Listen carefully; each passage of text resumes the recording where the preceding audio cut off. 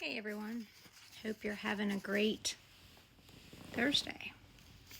Today we're going to talk about when we feel helpless. Psalms 50:14 through 15. In adventure movies, we often see people who are trapped and helpless, frantically looking for an escape. Real life can sometimes feel that way. We begin to look for a way out when our prayers become filled with requests for deliverance and some sort of physical healing. Please change our circumstances, or an additional provision that isn't happening. Did you ever consider that even more importantly than physical rescue is our spiritual liberation? Ephesians 6:12. First and foremost, Jesus Christ delivered us from the power of sin. He knows we are helpless in the face of sin habits, uncontrolled emotions, ungodly thoughts, and He wants us free from all of it. May we follow the example of the psalmist who encouraged crying out to God for rescue. Psalm 50:15.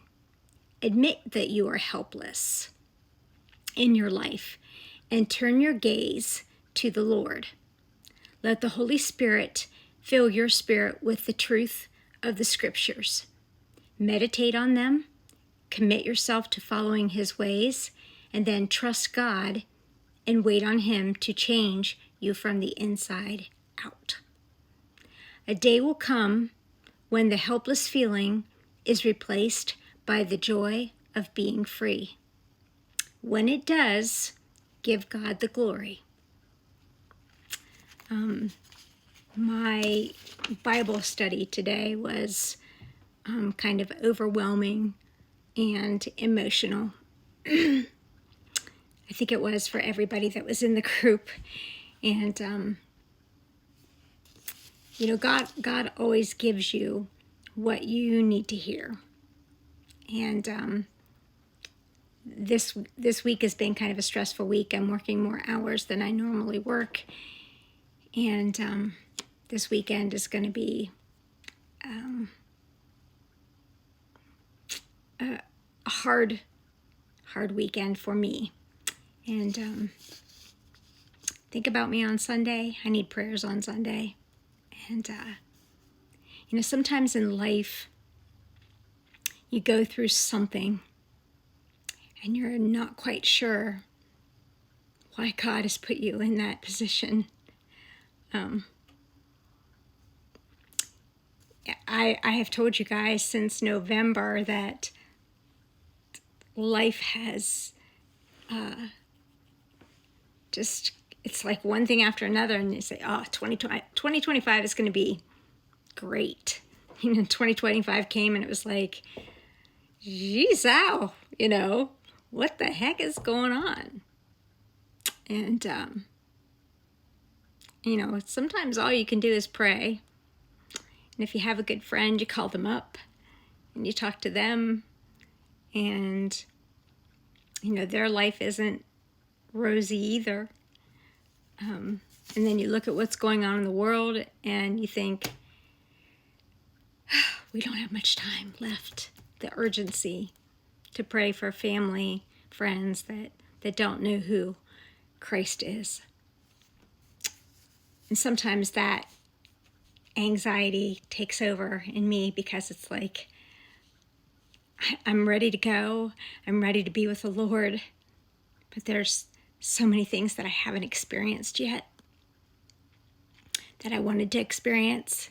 And it's like, no, I don't want to go yet, And my girlfriend said the other day, but yeah, once we get there, we're not even going to think about what happened down here. Our aches and pains are going to be gone. Our heartache's going to be gone. And all we're going to think about is praising Jesus. I said, yeah. But still, you know, I talked to God about some of those things, because it's like, you know, what about this? And what about this? You know, and not for us to understand, you know, that human heart, that human nature, to not understand his ways.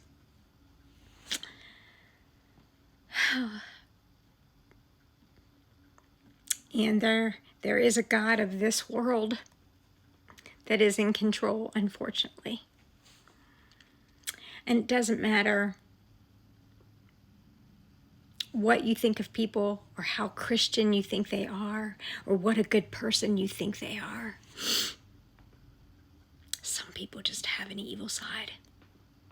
Some people say, oh no, they're such a good person.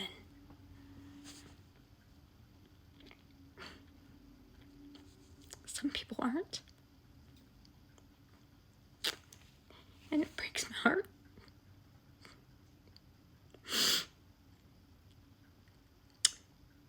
And if you know me, you know.